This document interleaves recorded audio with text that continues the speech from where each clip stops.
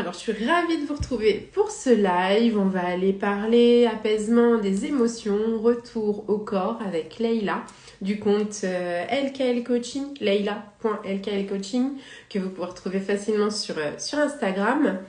Leïla va nous parler un petit peu de son parcours, de qui elle est, etc. Et puis, vous allez pouvoir poser vos questions au fur et à mesure, nous partager aussi votre expérience, ce qui fait écho chez vous ou pas. Et n'hésitez surtout pas à nous poser vos questions. N'hésitez pas à nous demander aussi de préciser certaines choses. Faites comme chez vous.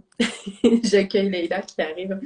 Et puis normalement, aujourd'hui, je peux refaire des petits coucou à tout le monde, donc je suis trop contente. Il ne faut pas grand-chose.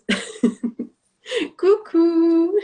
Je peux dire bonjour aux gens aujourd'hui. La dernière fois, je pouvais pas, donc j'étais frustrée.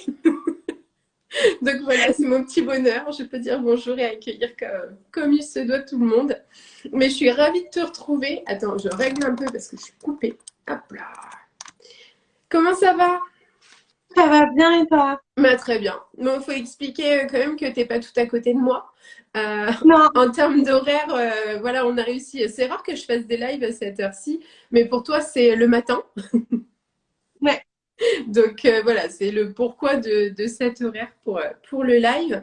N'hésitez pas à nous dire si vous nous entendez bien, si vous nous voyez bien. Moi, j'ai pas de souci de son ou d'image. J'espère que toi aussi, tu m'entends bien.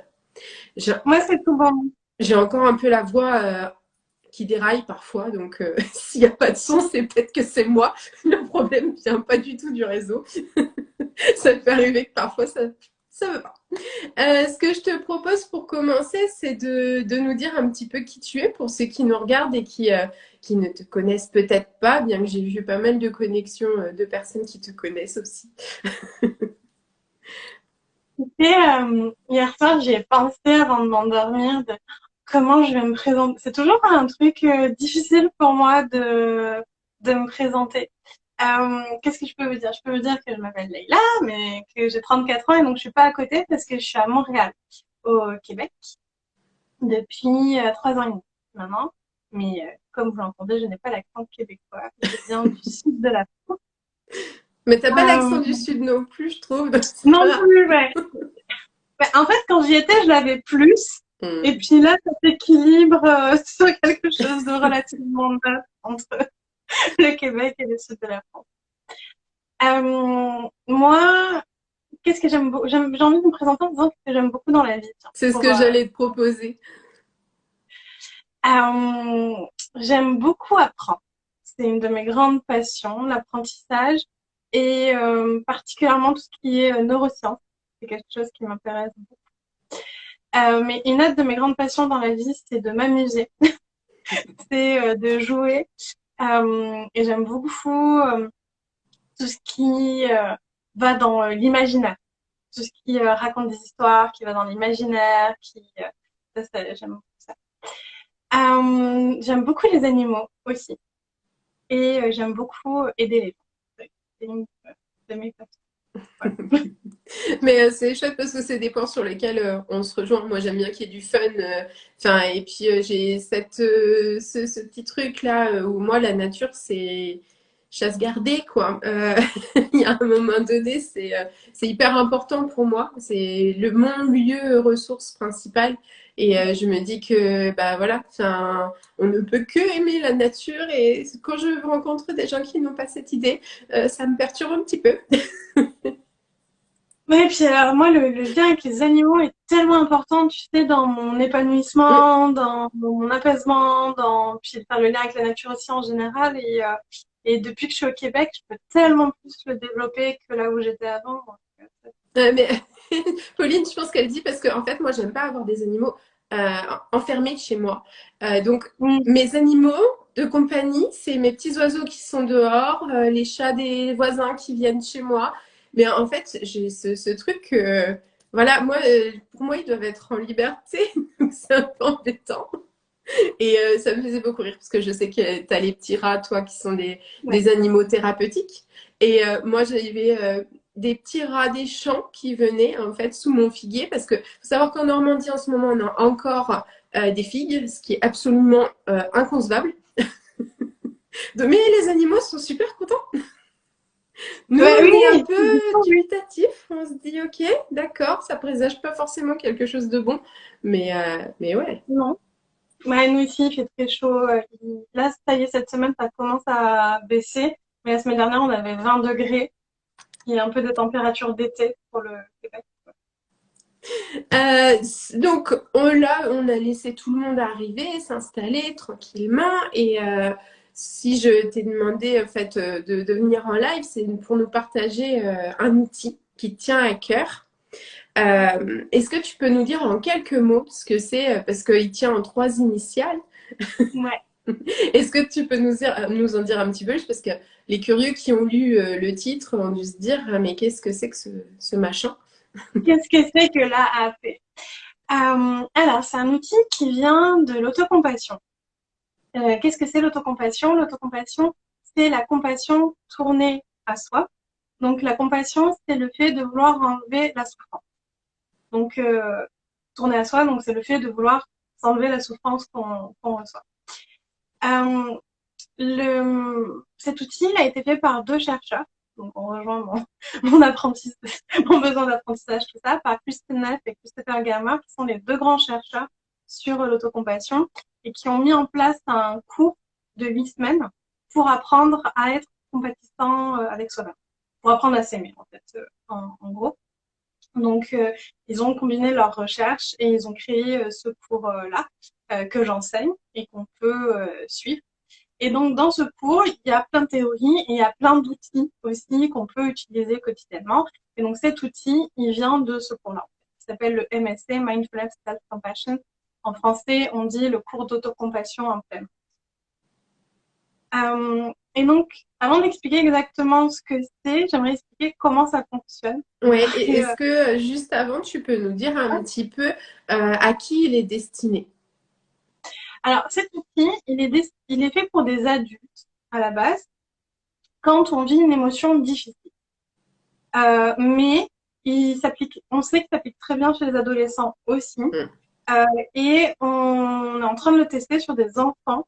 Et bien sûr qu'il faut l'adapter hein, pour que, Oui, comme tous les outils, de toute comme façon. tous les, voilà. Donc, bien entendu que il va falloir l'adapter pour les enfants, mais on peut l'utiliser avec les enfants aussi.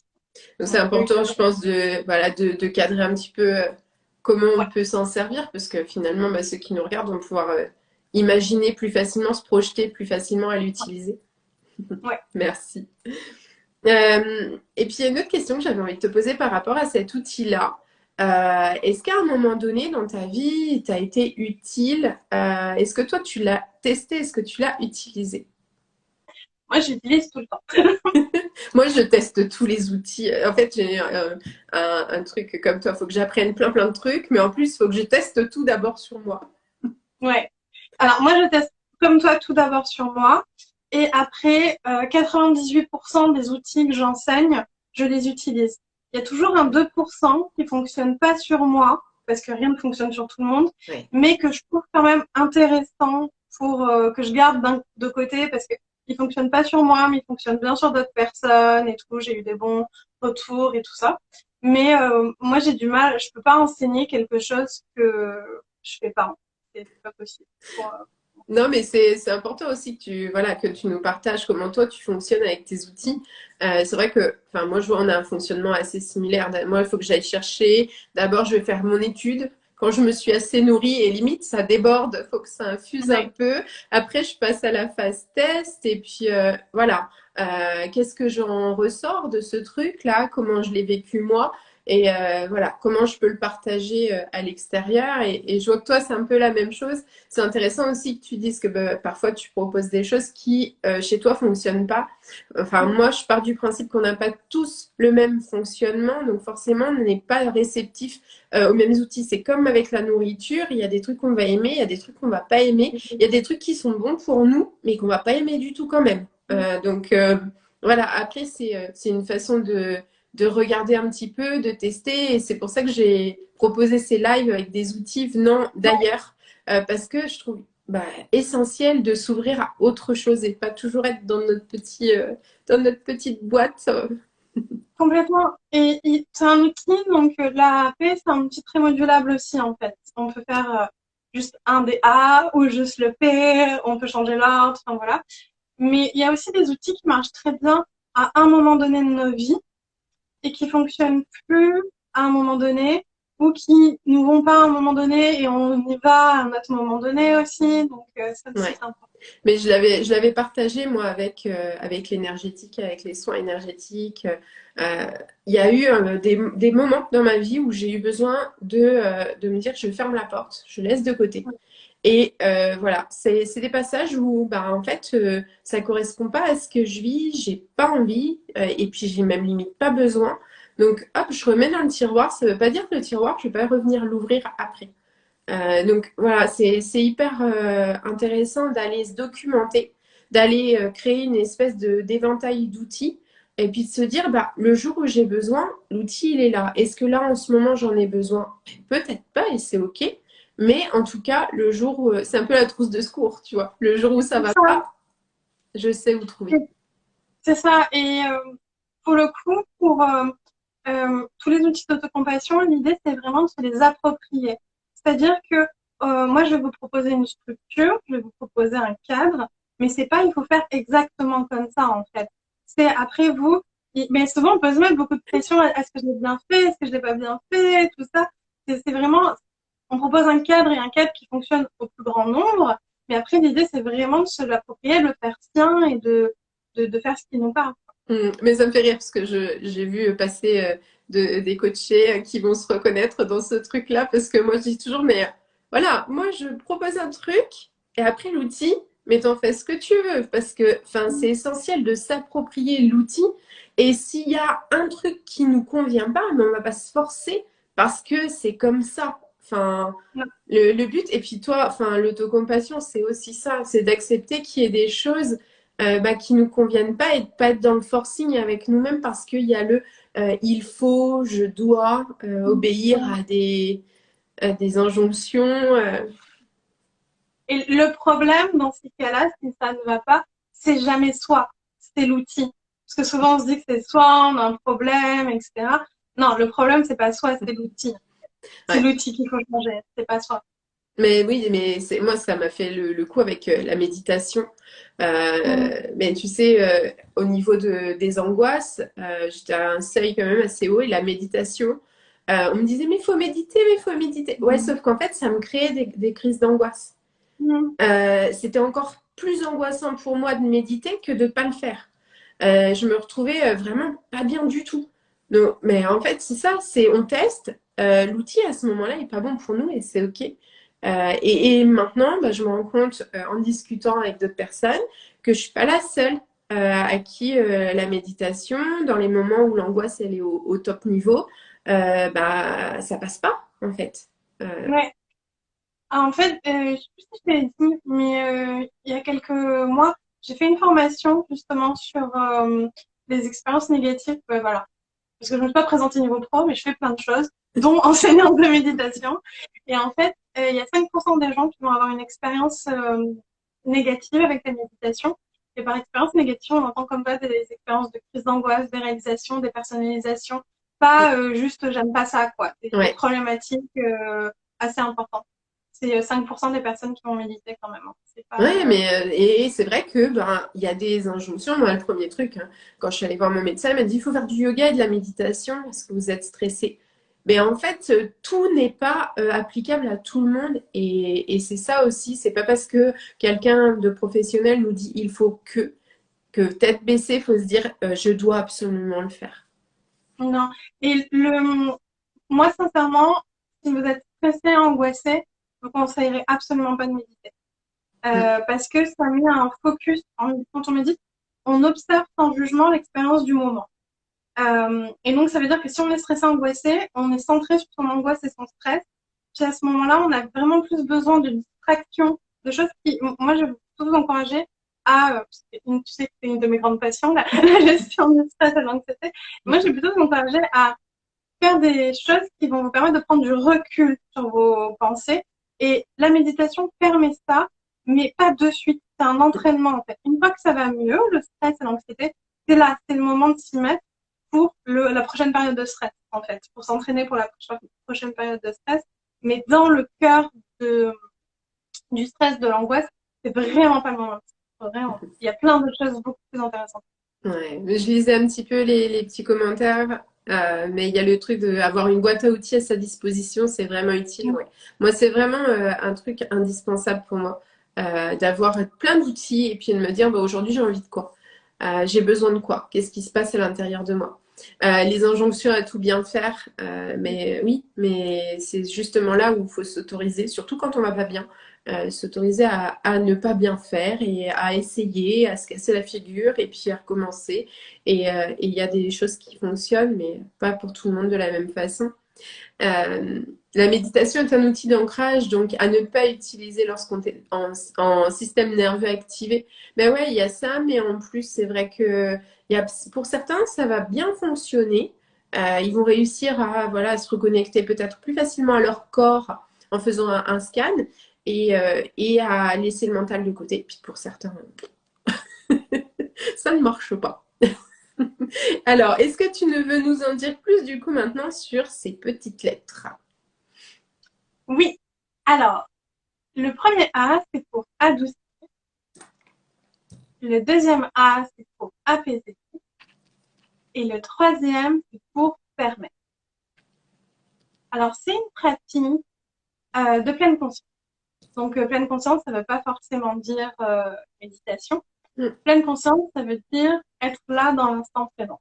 On peut faire de la pleine... Moi, je sais que Nadège, elle fait plein de pleine conscience avec toute ta créativité que tu fais, tout ça. Dans tes collages, dans tout ça, c'est de la pleine conscience, en fait. La pleine conscience, on a souvent l'image de la méditation, comme si c'était la seule activité qui nous permettait de pratiquer la pleine conscience. C'est absolument faux. Quand tu vas promener en nature, t'es en pleine conscience. Quand tu fais du collage, t'es en pleine conscience. Quand on fait du sport, souvent on peut être en pleine conscience aussi si on est là, connecté à son corps. Il y a plein de choses. La pleine conscience, c'est un état, c'est pas forcément une activité en fait. Ouais, c'est ça, mais c'est ce qu'on peut ressentir. Enfin, moi, je vois les arts du fil, tout ce qui est crochet, tricot, broderie. Moi, ça me met dans un état de pleine conscience. C'est même à la limite un état de flow, tu vois. Vraiment, je suis déconnectée, je suis dans ma bulle. Je sais que je vais arriver là où je dois arriver. Donc, j'ai pas le stress de me planter, de faire un truc moche ou et en fait, c'est ça. C'est moi pour moi la pleine conscience, c'est on est conscient de là où on est, mais c'est comme si on éteignait tous les signaux à l'extérieur. Et pour les hypersensibles, c'est un truc mais extraordinaire à expérimenter. Parce que justement, d'avoir des signaux, des signaux, des signaux tout le temps, en plus très fortement, il y a un moment où on s'épuise. Et la pleine conscience, ça permet de récupérer. Moi, pour moi, ça recharge la pile, vraiment. Moi aussi, c'est exactement ça. Et moi, je suis quelqu'un qui a beaucoup de pensées. Mon cerveau va très vite, j'ai beaucoup de pensées. Et dans la pleine conscience, ça m'a vraiment entraînée à être là, juste là, et à laisser passer les pensées, hein, parce qu'elles s'arrêtent pas forcément. Avec le temps, alors moi, ça fait 12 ans hein, que je médite. Donc avec le temps, elles sont de moins en moins là, mais le temps large, hein, très long. Mais sinon, elles sont quand même là. Mais ça entraîne à juste se focuser, être là et se ressourcer. Exactement, c'est exactement ce que tu dis. Donc, adoucir, apaiser, permettre, c'est une pratique d'autocompassion qui permet d'être avec les émotions difficiles d'une manière tendre et chaleureuse. Parce qu'on entend beaucoup le discours ok, il faut vivre ses émotions. On est à peu près tous d'accord que pas vivre ses émotions, ça crée pas des choses très bien pour nous, pour notre corps, pour tout ça. Mais des fois, c'est pas possible de vivre ses émotions. Des fois, c'est trop fort, des fois, c'est trop intense, des fois, c'est trop difficile. Des fois, on est trop épuisé, là, on est vraiment au bout, en fait. Et moi, je vois beaucoup de personnes prendre ça un petit peu comme un challenge, tu sais, des personnes qui sont assez fortes et qui sont déjà au bout du rouleau et dire ouais, je vais vivre mes émotions super fortes comme ça. Et moi, je suis non, il va pas faire ça, tu vas être encore plus mal, c'est pas une bonne idée.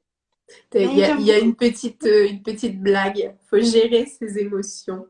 Qu'est-ce que je déteste ce truc? C'était fait exprès pour m'embêter avec un petit bonhomme qui tire la langue. Ça. comme gérer son compte en banque. Ah ouais, non, mais ça, c'est pas possible. C'est le truc. Mais c'est comme tu dis, en fait. Des fois, moi, je vois, ben, en fait, il y a beaucoup, beaucoup de personnes qui s'autorisent pas à différer. Et moi, je trouve que c'est hyper important. Des fois, enfin, moi, je suis maman. Il y a des choses que j'assume pas, des émotions que j'assume pas de vivre devant mes enfants, par exemple. J'ai pas envie qu'il y ait un quiproquo, que ça leur fasse du mal, qu'ils me voient dans un état qui puisse leur faire peur aussi, parce que bah, Mm, les émotions, ça peut être... Mais des fois, j'ai ce besoin de dire, ben, ok, là, je ferme. Et mm, mon émotion, je la vivrai, mais quand je serai toute seule. Donc, il mm. y a des choses qui me déçoivent énormément, par exemple, qui vont me donner envie de pleurer, mais je vais pleurer sous ma douche. Et Mm, c'est pas grave en fait, c'est pas parce que t'as pas mm. pleuré sur le moment que c'est une preuve de faiblesse ou d'ignorance de Non. tes émotions ou de quoi que ce soit en fait. J'ai fait ce qui était correct pour moi au moment où j'en avais besoin. Mm. Et c'est OK aussi de différer beaucoup plus longtemps, Mm, hein, avec un gros choc émotionnel, de dire bon bah là non, là ouais. c'est pas là, hein. Mais j'en C'est parlais aussi. dans le cadre du deuil pendant une séance. Je sais pas, en ce moment, j'attire beaucoup de personnes qui viennent me voir dans le cadre d'un deuil parce qu'elles n'arrivent pas à faire le deuil. Et en fait, moi, c'est une chose que j'ai travaillé il y a très, très, très longtemps parce que le papa de ma fille, il est décédé quand elle avait 1 an et demi, elle a 20 ans maintenant. Et en fait, c'est ce que j'ai dit, mais pendant quasi 10 ans, je ne me suis pas autorisée à faire mon deuil. Parce que mes émotions, je voulais pas qu'elles prennent le dessus sur le fait que je sois capable ou non de m'occuper de ma fille. Et en fait, c'est OK. J'ai pas regretté de ne pas avoir vécu mon deuil tout de suite. Mm, Je l'ai fait quand, pour moi, c'était sécure pour elle et pour mm. moi. C'est ça.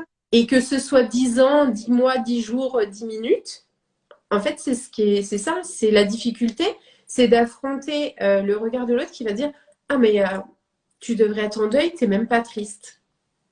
Bah, excuse-moi, je fais ce que je peux et voilà. Enfin, et c'est vraiment ça en fait. Il y a pas de choses, il n'y a pas de cadre idéal. Il y a ce qui Non, nous convient. c'est ça. Et donc, tout ce qu'on enseigne en autocompassion, c'est vraiment ça. Et ce que je disais qui est très important, c'est cette sécurité. Euh, Quand on travaille avec les émotions difficiles, il faut qu'on se sente en sécurité, en fait. Et donc en sécurité, autant ben, un moment au calme, tu vois, t'es sous ta douche et tout, tu sais que tu peux te laisser aller, tu vas pas être dérangé, etc. Que autant de c'est un moment opportun pour moi de le faire. On parle d'ouverture et fermeture du cœur en fait. Et Mm. si notre cœur est fermé, ben c'est pas le moment, et on respecte ça. Puis il va se rouvrir à un moment donné et ce sera le moment en fait. Pour, Ouais, mais enfin, moi je l'ai vécu avec toi. Il y a des émotions que je m'autorisais pas à exprimer, la colère et la tristesse. Et en étant dans ce cadre, parce que tu as été ma toute première coach, mais en fait, en étant dans ce cadre, c'est ce que j'ai trouvé avec toi, bienveillant, sécurisant, sans jugement, vraiment. Mais je me suis autorisée à exprimer des trucs que j'avais jamais pu exprimer. Donc des fois, on trouve un cadre bienveillant dans notre entourage, puis des fois, mais il n'y a pas, et c'est important de se dire, ben, j'ai le droit d'aller oui, chercher ailleurs, j'ai le droit de me faire accompagner, et c'est pas pour se plaindre ou pour parce qu'on a cette impression de, oui, mais je vais aller me plaindre auprès de quelqu'un, je vais aller pleurer auprès d'un psy, mais non, en fait, c'est juste que il y a un moment, on a besoin de d'élargir un peu notre, c'est un peu, tu sais, les barrières, d'aller les repousser un petit peu plus loin et tant qu'on n'a pas trouvé cet endroit où on est en confiance, mais c'est quasi impossible. Enfin, moi, pour moi, c'est très très difficile en tout cas. non. Et c'est Moi périlleux, aussi, c'est même dangereux. Enfin, c'est même dangereux, je pense. Et moi, j'ai vu plusieurs personnes aussi avec des accompagnements, pas dans une certaine bienveillance ou quoi que ce soit, faire comme je vais dire un burn-out, mais c'est pas vraiment un burn-out, mais c'est un crash émotionnel, quoi, en fait, ouais. d'aller trop loin, quoi, en fait, sur ça. Et donc, c'est vraiment important. Ben, moi, c'est important pour moi de le préciser, donc je vais vous parler de cet outil, mais surtout de respecter, vous, ce que vous ressentez et qu'est-ce qui est juste pour vous et tout ça. Et on va le pratiquer ensemble. Et quand on va le pratiquer, on va choisir quelque chose qui génère une émotion difficile, mais pas trop élevée pour commencer. Puis on réargumente comme ça. Ouais, Vas-y, vas-y. je lisais en fait accompagnement par un psy, coach ou autre selon la problématique, mais c'est ça. C'est qu'en fait, il faut trouver la bonne personne. Euh, Enfin, des fois, moi, j'ai eu besoin à un moment d'un psy, j'ai eu besoin d'un sophrologue à un moment donné, j'ai eu besoin d'un coach à un autre moment. Et en fait, ben là encore, c'est la personne. Et moi, je dis, je suis tombée sur les bonnes personnes au bon moment, mais peut-être parce que j'étais ouverte à ce moment-là à rencontrer les bonnes personnes. Euh, Et tu avais conscience de ton besoin. Oui, mm, enfin, même s'il n'était pas formulé ou conscient de clairement pas. toi, voilà, j'ai besoin de ça, mais tu étais à ton écoute de ton intuition en tout cas, et de, voilà, qu'est-ce que, ça se passait plus au niveau de l'intuition, mais tu étais à ton écoute de j'ai envie d'aller vers ça, quoi. Ouais, mais c'est ça.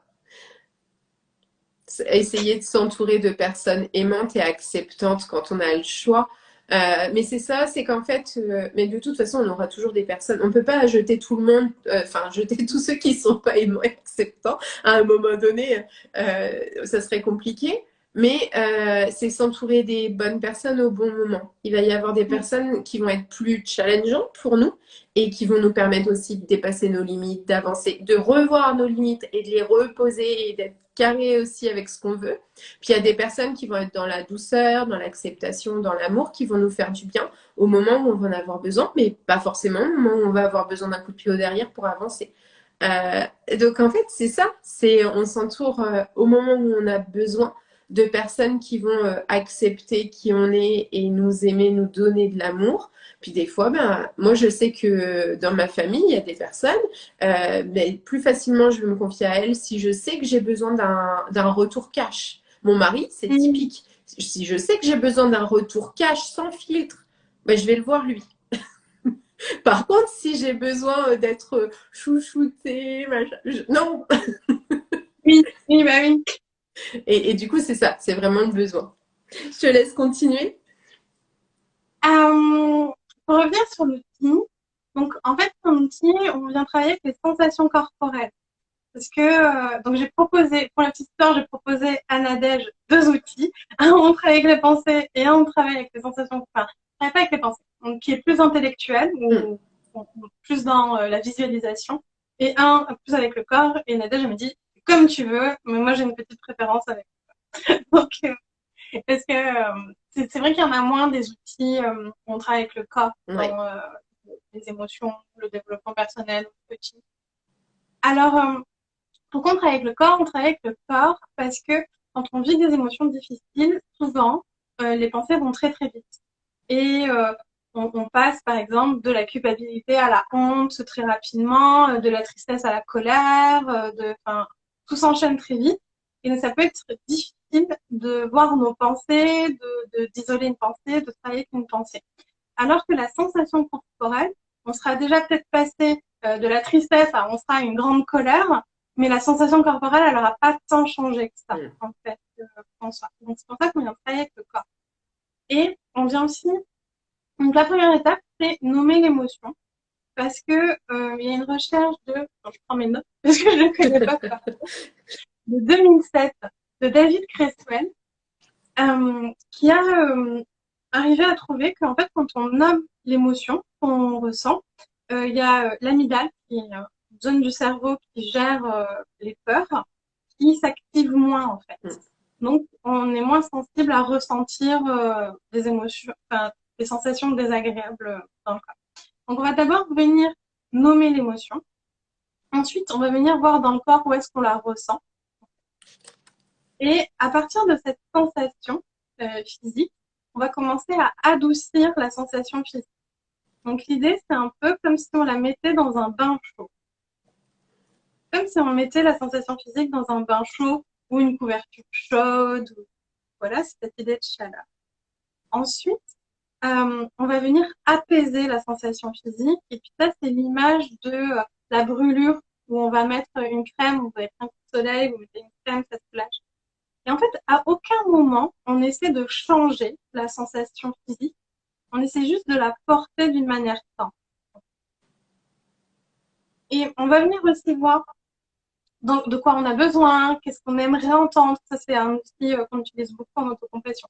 Qu'est-ce qu'on aurait besoin d'entendre, qu'est-ce qu'on aimerait entendre. voir si on peut se le dire. Et à la fin, du mieux qu'on peut, on va essayer de permettre à la sensation physique d'être là. Et comme on aura adouci, apaisé, nommé l'émotion, on aura été avec notre corps, on pourra plus facilement permettre en fait à l'émotion d'être. Ça c'est sous forme de guidance.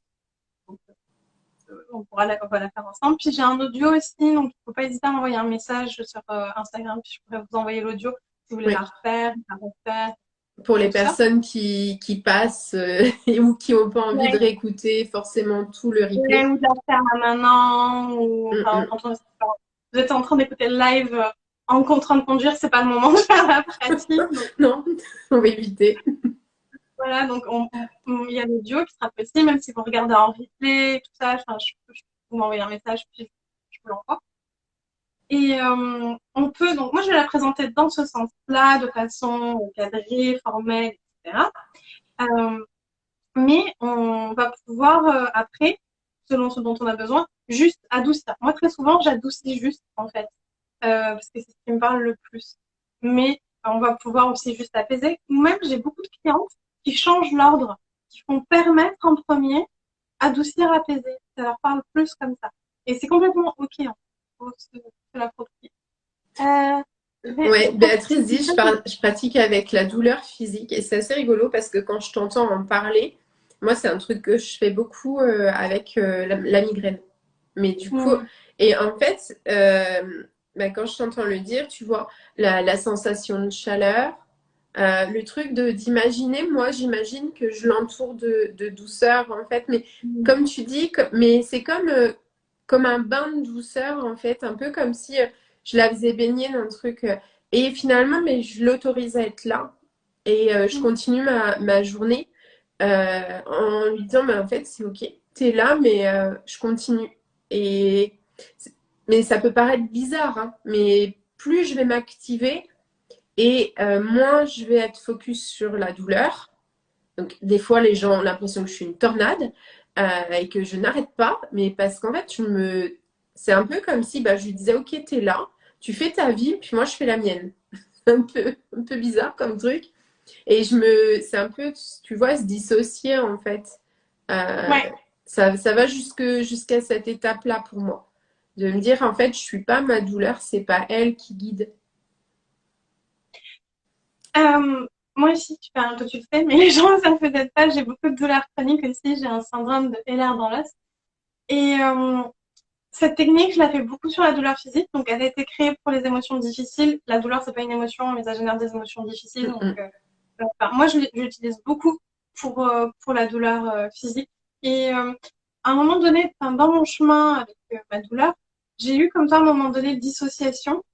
Et en fait, là, je suis plus dans un chemin de ces mois. Enfin, je sais pas comment expliquer, mais Mm. il y a eu un moment où j'ai besoin de dissocier, je fais ma vie. Et aussi, le fait de faire beaucoup de choses m'aidait à pas moins ressentir la douleur, tout ça. Et puis, à un moment donné, j'ai eu une grosse baisse d'énergie l'année dernière, cette année, début d'année. Et le fait de revenir à c'est mon corps et c'est ma douleur, mais toujours sans jugement et bienveillance et porté d'une manière chaude, c'était ce dont j'avais besoin en ce moment aussi. Donc je pense qu'il y a des étapes aussi, on dissocie, on Ouais. rassemble. Mais comme tu disais, en fait, je pense aussi que l'énergie qu'on a au moment où on fait joue beaucoup. Parce que, bah, clairement, là, enfin, moi, je sors de ma période de Covid, ça y est, youpi.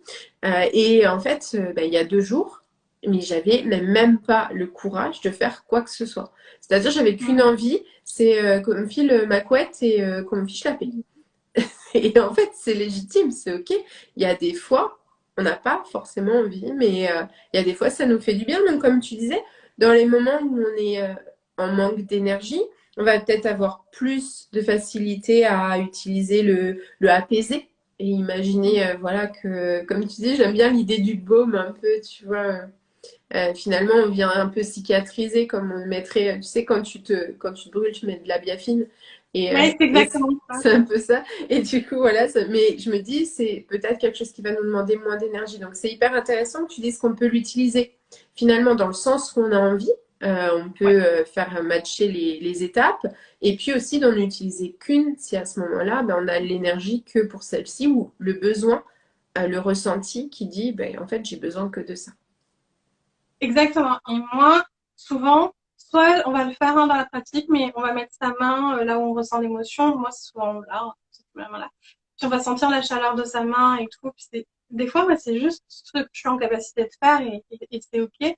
Ou je vais prendre ma couverture chauffante, je vais m'enrouler et je vais juste rester comme ça en imaginant que.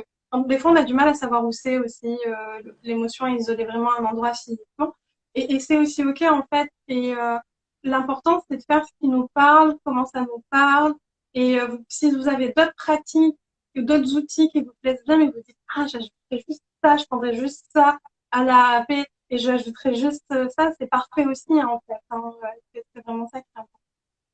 Et ça me fait beaucoup penser au fait que, tu vois, ça pourrait totalement être quelque chose qu'on ajoute à une pratique de l'aoshi. Euh, D'accord. Enfin, c'est rigolo parce que, enfin, moi, je me dis, ça pourrait être un outil, voilà, pour venir un peu voir ce qui se passe. Le laoshi, ça apaise beaucoup au niveau émotionnel. Enfin, moi, tel que je le pratique. Et du coup, ça peut être des choses, bah, on se dit dans ma pratique de d'auto-soin en laoshi, peut-être que je pourrais venir aussi à un moment donné, si je vois qu'il y a un truc émotionnellement qui a un peu, qui a du mal à s'exprimer, qui a du mal à s'apaiser, mais que voilà, dans mes étapes d'auto-soin, je pourrais très bien intégrer une partie de cet outil. Et bah oui, c'est vraiment intéressant. Moi, c'est là où je trouve que c'est vraiment intéressant, c'est quand on intègre des choses qu'on a déjà, parce que on, bah, il y a plus de chances qu'on continue ces pratiques-là dans nos vies, si c'est déjà dans nos vies, en fait, plutôt que d'introduire une nouvelle chose au complet. Et un des points très importants de l'autocompassion et des accompagnements que je fais, c'est d'apprendre à s'apaiser, en fait. Parce que c'est quelque chose qu'on nous apprend peu, même au niveau de l'école ou au niveau même quand on est, enfin souvent on est adulte, on ne sait pas s'apaiser, donc on n'apprend pas à nos enfants à s'apaiser non plus. Et Non? ça fait partie en fait des outils pour, il n'y a pas que celui-là, hein, mais ça fait partie des outils pour apprendre à s'apaiser. Oui, bah, parce qu'on a aussi le truc du pleure pas, ça va aller. Enfin voilà, tout ce qu'on se trimballe depuis des générations, nos parents, on leur a toujours dit ça, donc paf, ils nous ont refilé le bébé. Mais C'est ça. c'est des fois c'est ça, et de dire bah ok, mais moi j'ai pas forcément envie de refiler ça à mes enfants. C'est vrai que mon fils, il me fait beaucoup rire parce qu'une fois son papa lui a dit mais pleure pas, c'est rien. Il lui dit bah quand je pleure, hein. Tu crois que ça se contrôle? Mes larmes elles viennent, hein. Et en fait, il devait avoir 4 5 ans et je me suis dit, mais en fait, c'est cool parce que pour lui, c'est naturel et il n'y a pas de tabou en fait. Les larmes, elles viennent et bah, elles viennent parce que c'est le moment et qu'il faut qu'elles coulent et comme un nettoyage physiologique comme ça doit se faire, quoi. Et c'est plutôt rigolo parce qu'un enfant, tu te rends compte que lui, bah, il a pas tant d'a priori que ça sur le fait d'être en colère. Un bébé, il est en colère, il est en colère. Tu peux lui dire, ne fais pas ça, c'est pas beau, il s'en fiche. C'est ça. Et cette pratique, je l'aime beaucoup aussi parce qu'avec nos conditionnements d'adultes, on peut avoir peur de certaines émotions. Souvent, il y a une, deux émotions qui sont très difficiles pour nous à vivre, en fait. Et je trouve qu'elle est aidante sur ça aussi, sur ces émotions plus difficiles pour nous de les vivre. Oui, ben c'est vrai Mais on a plus de mal. Enfin, moi, je sais que généralement, ce qui est mal vécu, c'est la colère. Parce que, bah, enfin, moi, j'ai pas mal de personnes que j'accompagne où la colère, c'est explosif. Bah, c'est la peur, justement, de dire des choses méchantes, d'être trop violent, de casser des choses. Et c'est vrai qu'en fait, bah, finalement, elle fait peur et on n'ose plus exprimer. On dit, voilà, non, bah, tais-toi, on ferme la porte. Euh, c'est bien, reste là, bouge plus. oui, c'est vrai que la colère, c'est une émotion qu'on s'interdit beaucoup. Parce qu'on veut pas faire, on veut pas déranger, on veut pas faire du mal, on veut être gentil. Mais il y a un commentaire, Béatrice, qui nous dit apprendre à se faire des autocâlins, on est handicapé sur ce plan-là. Mais et c'est assez rigolo parce que tout à l'heure on parlait de Laoshi et Béatrice elle l'expérimente aussi et elle s'est autorisée à en faire ce qu'elle a envie d'en faire. Et justement, il y a une des positions d'auto-soin du Laoshi où on est vraiment en auto-câlin, tu vois. Et moi, c'est ma position préférée, tu vois. Enfin, je trouve que celle-ci, c'est hyper agréable, en fait. Et ben, c'est une des premières choses en autocompassion qu'on apprend, c'est les toucher, ce qu'on appelle les touchés apaisants. Donc, il y a l'autocâlin, il y a les mains sur le cœur, les mains sur les joues, sur le ventre, sur les mains l'une dans l'autre, comme ça. Enfin, il y a plusieurs touchés apaisants. Et on apprend ça parce que on a en fait ce que Christophe et Christopher Gamma explique, et c'est en autocompassion, c'est qu'en tant que mammifère, on a un système qui s'appelle le Mammalian Caregiving System. Donc en français, ça a été traduit par système d'affiliation. Mais je trouve que on comprend mieux ce que c'est avec Mm. Mammalian Caregiving System. Et en fait, donc tous les mammifères ont ce système-là parce que nos petits naissent très immatures. Un bébé chat, un bébé chien, un bébé humain, c'est pas autonome. Un bébé serpent, ça casse sa coquille et part faire sa vie. Et donc, ça donne envie au bébé d'être proche d'un adulte et à la mère ou enfin, aux parents, aux adultes d'être proche d'un bébé. Et ce système, il produit des opiacés naturels, notre corps produit des opiacés naturels, et des endorphines, l'hormone du bonheur qui est aussi un neurotransmetteur, autant pour l'adulte que pour le bébé. Mm. Et qu'on pratique avec l'autocompassion, c'est de tourner ce système-là vers soi. Donc, ce bien-être qu'on ressent quand on est avec un bébé humain ou animal, où on a envie de le toucher, on a envie de lui faire des câlins, puis on lui fait «Ah, tu es beaucoup trop mignon» avec une voix un Fais peu des billes. mignonne. Ouais, voilà. Mais en fait, c'est parce que ce système, il est déclenché par le toucher et par la vocalisation. Et Mm. donc, dans l'autocompassion, ça va être très important d'inclure, là, on inclut aussi dans cette pratique d'inclure le toucher. Et donc, j'adore quand on voit des choses qui se retrouvent dans différentes choses complètement différentes, tu vois. Les soins Ouais. Laoshi, l'autocompassion, oui, c'est le même, enfin, ça a des liens, mais c'est des pratiques complètement différentes au final. Ah oui. Donc, on va beaucoup dans l'autocompassion utiliser les touchés et la vocalisation. C'est autant important de changer son discours envers soi que le ton aussi, que l'intonation sur laquelle on dit. Ouais, mais il y avait un truc que tu m'avais partagé qui me faisait beaucoup rire et j'aime bien aussi l'utiliser, mais tu sais, c'est cette voix qui nous juge dans notre tête. On a toujours ce...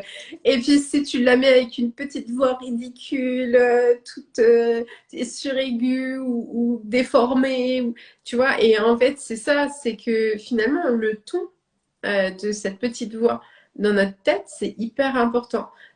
Et finalement, mais quand tu vois que tu as l'autocritique qui se met en marche, de dire, ben, en fait, je vais répéter ce que je viens d'entendre intérieurement, mais d'une façon toute douce, non jugeante, tu vois. Des fois, mais en fait, ça apaise, mais vraiment, ça descend le niveau de stress, d'angoisse aussi. C'est pour ça que nommer, c'est aussi important. Ouais, nommer, c'est important. Euh, et, mais l'intonation sur laquelle on nomme Mm. aussi est aussi importante que nommer les choses. Est-ce que tu veux qu'on la fasse, cette Ouais, pratique? ça marche. Alors, Alors, donc, à expérimenter si vous n'êtes pas au volant ou je ne sais, ou en train ouais, d'éplucher les légumes. On va c'est ça. éviter les accidents domestiques aussi. Exactement. Et puis sinon, vous inquiétez pas, vous m'envoyez un petit message sur Instagram et je vous envoie l'audio. Oui, ou alors même directement aussi me contacter puis que je donne, Ouais, et tu que je te l'enverras. Je pense que je transmets l'envoie. pour les timides parce que je sais que c'est toujours Et du difficile de coup, contacter quelqu'un ouais, quand quand on on n'est pas, connaît pas trop. je vais l'envoyer à Nadège, puis Nadège à peu près. Alors, moi, je pense que c'est vraiment important quand on travaille avec les émotions difficiles d'être confortable physiquement. Donc, c'est une pratique que vous pouvez faire assis, allongé, debout. La position, on s'en fiche du moment où vous vous sentez bien, euh, avec coussin, couverture, abuser de de tout ça. Quand on travaille avec les émotions difficiles, je trouve que c'est vraiment, vraiment important de se sentir confort. Ouais, il faut pas hésiter, comme tu dis, en fait, bien souvent, moi j'ai des personnes qui disent, ça, des fois ça donne très très chaud, puis des fois ça donne très froid. Quand on va chercher les émotions, bah, moi je sais qu'il y a cette fin de séance où allez, je suis épuisée, j'ai froid. Il y a Mm. ce côté, donc pensez toujours à prendre un truc pour se couvrir, c'est hyper important, même si sur le moment, bah, du coup, on va pas en avoir forcément besoin, mais pas se trouver avec un truc qui soit désagréable. C'est ça. Et à aller aux toilettes avant, à boire un verre d'eau, à s'hydrater. Et vous pouvez la faire les yeux fermés ou les yeux entrouverts, c'est comme vous préférez. Moi, j'aime bien fermer les yeux. Mais oui, c'est comme ça. Je vais vous inviter à vous offrir un toucher apaisant,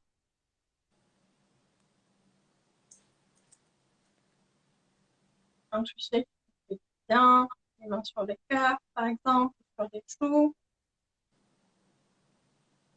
juste pour vous rappeler que vous aussi, vous êtes digne de bienveillance.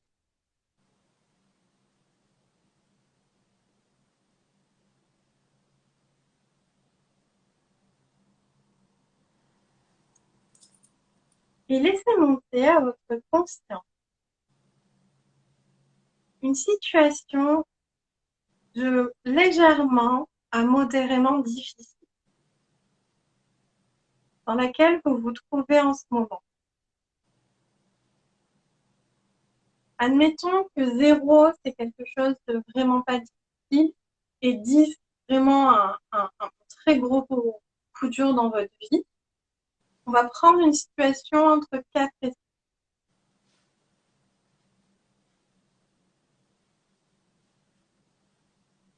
Peut-être un problème de santé, un problème au travail,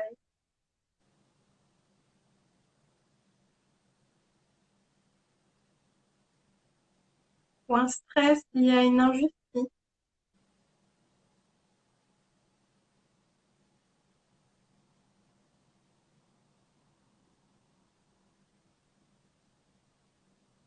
Réfléchissez bien au problème en choisissant une situation qui génère un certain stress dans votre corps lorsque vous y pensez, mais qui ne vous accable pas.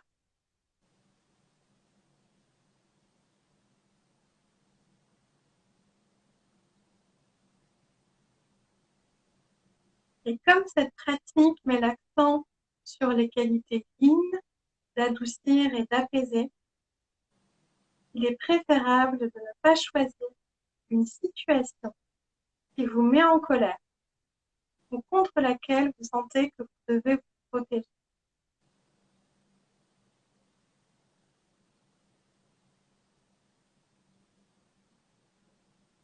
Et visualisez clairement le problème. Qui était là? Qu'est-ce qui a été dit? Que s'est-il passé?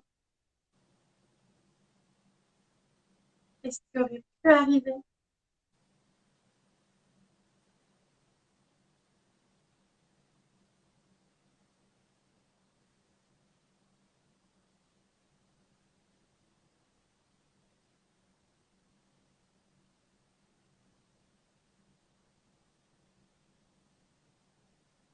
Et en revivant cette situation, remarquez si des émotions se manifestent en vous.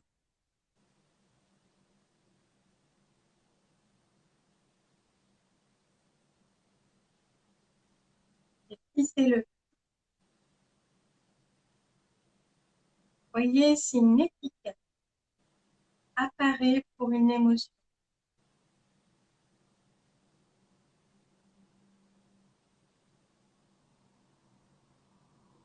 Peut-être que c'est de l'inquiétude,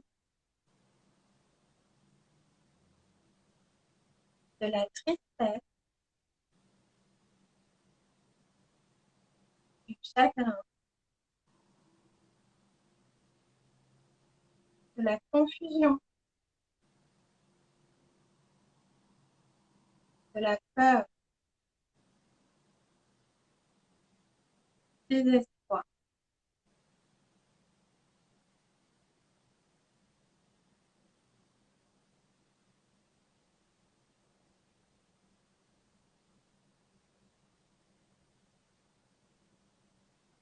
Et si vous n'êtes pas sûr de l'émotion que vous ressentez, ce n'est pas grave pour l'instant. Simplement ressentir l'émotion.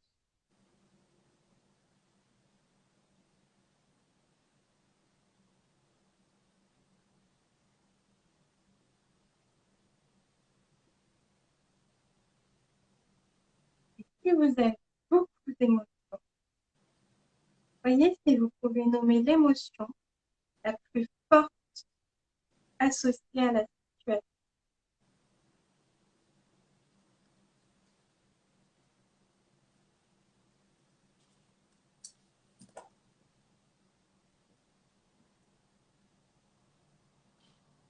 Et répétez le nom de l'émotion d'une voix simple.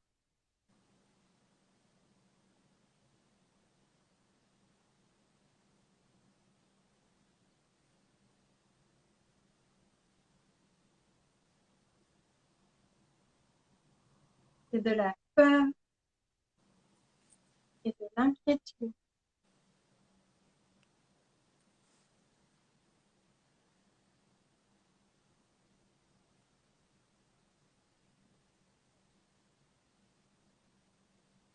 Et maintenant, si vous le pouvez, choisissez un seul endroit dans votre corps où la sensation s'exprime le plus fortement.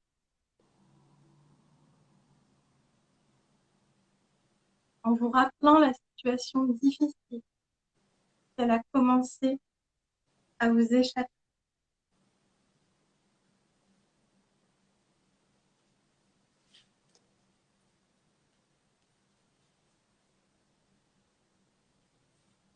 Et vous pouvez commencer à adoucir cet endroit de votre corps.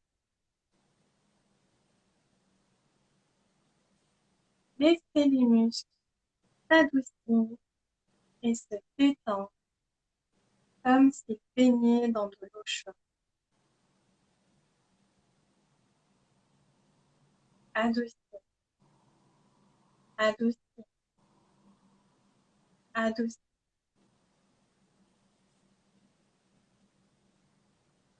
Et rappelez-vous que vous n'essayez pas de changer la sensation, la portez simplement de façon simple.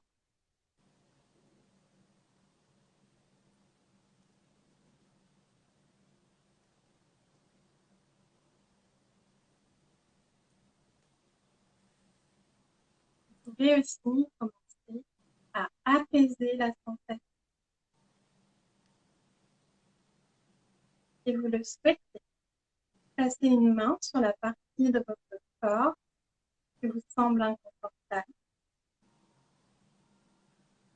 et ressentez simplement la chaleur et le doux toucher de votre main. Peut-être en imaginant la chaleur et la bienveillance s'écoulent de votre main dans votre corps. Apaisez,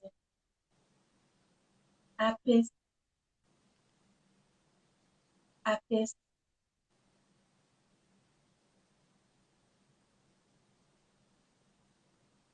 Et y a-t-il des mots réconfortants que vous pourriez avoir besoin d'entendre?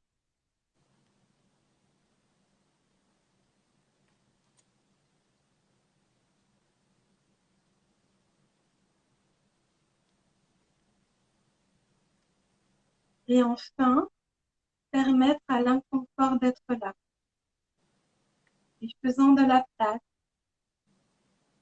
libérant le besoin de le faire disparaître. Permettre. Permettre, permettre.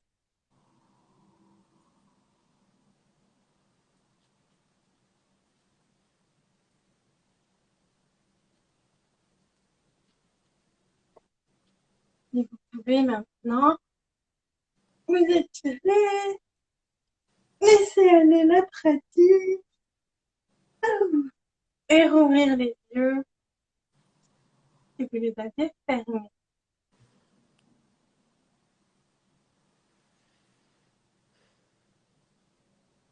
Ça fait du bien. Après, moi, je ferme jamais les yeux. C'est vrai que... Oui, c'est vraiment important de se sentir en sécurité. Puis il y a des gens qui fermer les yeux, c'est pas du tout confortable Mm. ou c'est important de se respecter. Donc voilà, adoucir, apaiser, permet. Euh, j'ai raccourci un peu aussi parce que bon, enfin, ce soit plus accessible, mais dans l'enregistrement est un peu plus long, un peu plus détaillé, que je vais t'envoyer aussi pour et voilà, encore une fois, on fait dans l'ordre qu'on veut, comme on veut, on peut en faire qu'une. Là, c'est vraiment pour présenter. Voilà. Ouais, ouais, ouais. Non, mais ça donne un bon aperçu. Même, je pense que, enfin, certains qui nous ont suivis l'ont peut-être pas forcément fait, mais voilà, il y a au moins l'idée, les mots, et puis, enfin, moi, je vois, c'est quelque chose qui m'apaise beaucoup. Donc, je trouve que c'est hyper intéressant peut-être de le refaire tranquillement, de se mettre. Mais je pense que même, tu vois, moi j'aime beaucoup proposer des méditations guidées sur des thématiques bien ciblées. Et souvent, ça peut être quelque chose de sympa aussi pour s'apaiser avant de dormir quand on a du mal. Et comme tu disais, en fait, là, on prend une situation qui nous a un petit peu chagriné. Alors, pas le truc qui va nous stresser ou qui va nous mettre en colère juste avant de dormir, comme tu disais, mais des petites émotions. Le soir, où on se couche, on sent qu'il y a un truc voilà, qui passe pas. Une déception, des mots qui nous ont rendus tristes. Ça peut être plein de choses. Une situation où bah, on s'est senti complètement en décalage parce que bah, il y a des fois, ça me faisait beaucoup rire, je lisais un truc, je sais plus où c'était, mais en fait, toutes ces fois où on t'a coupé la parole avant que tu puisses dire quel était le fond de ta pensée, tu vois, des fois, c'est des petites choses comme ça, mais qui, à répétition, agacent en fait.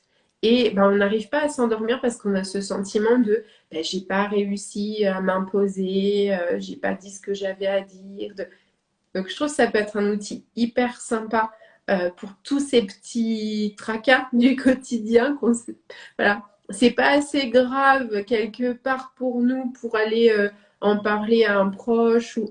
Et puis, c'est quand même grave parce que ça nous met mal à l'aise. Donc, tu vois, c'est moi, je les classe là, ces émotions, tu disais, entre 4 et 6. Ouais, C'est vraiment ces trucs-là. Ces trucs qui, pour les autres, va paraître, on s'en fiche. Et puis pour nous, bah, ça a une importance quand même qui prend de l'ampleur si on lui laisse pas de place. c'est ça. Puis ça remplit, puis un jour on explose et on sait pas trop pourquoi, mais parce que ça remplit. Et je veux juste dire que donc, cette pratique, elle n'a pas vocation à plus ressentir l'inconfort. Mm, Euh, parce que au début, et moi la première, on l'a fait, ah on va mieux, puis du coup après on l'a fait pour aller mieux, pour que l'émotion désagréable elle s'en aille et que ce soit plus confortable. Bien entendu que ça ne fonctionne pas, hein. Le cerveau est pas stupide. Donc l'autocompassion, la pratique, pas ce qu'on souffre. L'intention, c'est vraiment ça. C'est de la même façon que tu disais tout à l'heure, on se brûle, on va mettre de la biafine. Euh, Ta brûlure, elle va pas se soigner en mettant une fois de la biafine. Il va falloir un temps de cicatrisation quand même. Mais c'est plus confortable et c'est moins douloureux avec la pommade, en fait. Et mm. c'est exactement la même chose, l'autocompassion. La cicatrice, l'émotion désagréable, tout ça va pas disparaître parce qu'on pratique et c'est pas l'intention de toute façon. Mais c'est pas parce que tu te dis, bah, de toute façon, ma brûlure, elle soignera pas en moins de 10 jours, ça sert à rien que je mette rien dessus. Ben, il y a des gens hein, qui font ça. Il y a des Oui, gens hein, qui font ça.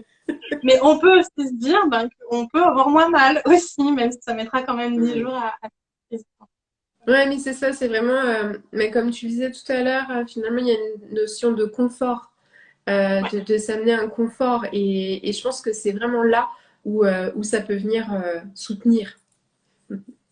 c'est ça. Et aussi, comme tu disais, donc ces émotions plus qu'on a tendance à moins écouter parce que moins important, les jugements importants, moins graves, tout ça qui s'accumule. Et c'est vrai hein, qu'on le voit beaucoup au coucher. Hein, quand notre Mm. vase commence à se remplir, c'est au coucher hein, qu'on le voit beaucoup. Bah, si notre vase est trop plein, pouf, un jour ça explose, on se met à pleurer pour un truc qui on se juge qu'on devrait pas pleurer pour ça ou à s'énerver au-delà de ça bah, parce que c'est plein. Puis en prendre soin régulièrement, s'apaiser régulièrement, ben, le vase il explose. Mais c'est ça, mais au même titre que moi j'aime bien proposer aux enfants, tu vois, de décharger avec le coussin de la colère, de décharger des fois même la tristesse en gribouillant. Ça marche aussi pour les adultes, hein. Moi, j'adore aller au plein milieu de la forêt et hurler, ou dans ma voiture et hurler. Et en fait, c'est voilà, c'est un des outils qui peut permettre de décharger de façon peut-être plus accessible pour certains que je sais qu'il y en a qui me disent mais je vais pas taper, on ne doit pas taper, taper un coussin, on lui fera jamais mal. Enfin, et c'est pas grave, mais il y a ça peut être une étape vers autre chose et vers le fait d'accepter en fait que ben voilà, il y a une émotion, je dois en faire quelque chose, elle est là. J'ai le droit soit de lui faire un câlin, soit de lui mettre de la pommade, soit d'aller décharger au niveau corporel, peut-être d'aller courir, d'aller crier. Et en fait, c'est voilà, une des multiples façons de faire pour pouvoir se faire du bien et se cocooner, parce que c'est ça en fait. C'est ça. Mais je vois que ça fait déjà 1 heure. Est-ce que tu avais envie de nous partager autre chose, un truc que tu n'as pas dit, ou peut-être une lecture, je ne sais pas, sur même l'autocompassion, quelque chose, voilà, un mantra, ton petit mot de la fin. Bah, si vous voulez en savoir plus sur l'autocompassion, ça va éveiller votre curiosité. J'ai un podcast qui s'appelle Dose d'amour. J'ai fait enfin, que de ça dedans et il y a d'autres pratiques. Il n'y a pas encore à adoucir, apaiser, permettre, mais il y en a d'autres aussi si vous voulez aller voir. Et si vous voulez lire sur l'autocompassion, le livre que je conseillerais, c'est L'autocompassion de Christopher Germer. Voilà. Et, euh, Je te et redemanderai c'était la référence pour la mettre en dessous du live, parce que je ouais, vais écorcher son nom. ouais, je te l'écrirai. Et de manière générale, n'hésitez pas à venir échanger avec moi, poser vos questions. Enfin, moi, c'est vraiment ma passion, ce sujet. Donc, j'adore en parler. Et puis surtout, je te remercie de m'avoir invité Maintenant, c'était un aujourd'hui. plaisir, vraiment. Enfin, moi, ça me fait toujours, tu vois, en fait, c'est rigolo parce qu'on n'en avait pas forcément parlé avant. Et là, c'est venu à ce moment où, voilà, j'ai pu témoigner dans ton podcast. Je sais plus à quel moment, mais il y a quelques semaines, quelques mois, je sais plus. Et puis, bah, en fait, les choses, j'aime bien qu'elles arrivent de façon totalement improvisée. Je trouve que tout vient au bon moment. Et là, ben, justement, bah, tu ouvres une porte différente, en fait, de par l'outil que tu partages. C'est vrai que les personnes qui sont venues avant ont proposé chacune des choses très différentes. Et là, je trouvais que passer par le corps, ça permettait encore de tester autre chose. Donc, bah, je te remercie beaucoup d'avoir pris le temps de venir nous partager cet outil. Puis je suis vraiment ravie d'avoir partagé ce moment-là avec toi. Oui, merci. Si on veut te contacter, le mieux, c'est quoi? C'est Instagram. Sur leila.lklcoaching. Le mieux, c'est Instagram. Et le site, c'est lklcoaching.com. Mais vous pouvez m'envoyer un mail aussi par le site. Mais Instagram, c'est là, c'est sûr que je réponds. C'est là où c'est le plus simple, le plus facile, le plus direct.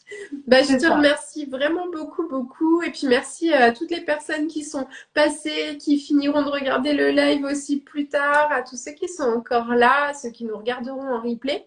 N'hésitez pas à faire voyager la vidéo en mettant un petit cœur, un petit commentaire pour nous dire que vous êtes venu nous voir et puis nous poser vos questions aussi, alors que Ouais. ce soit en commentaire, mais je sais que j'ai une communauté qui aime bien poser les questions en privé. N'hésitez pas.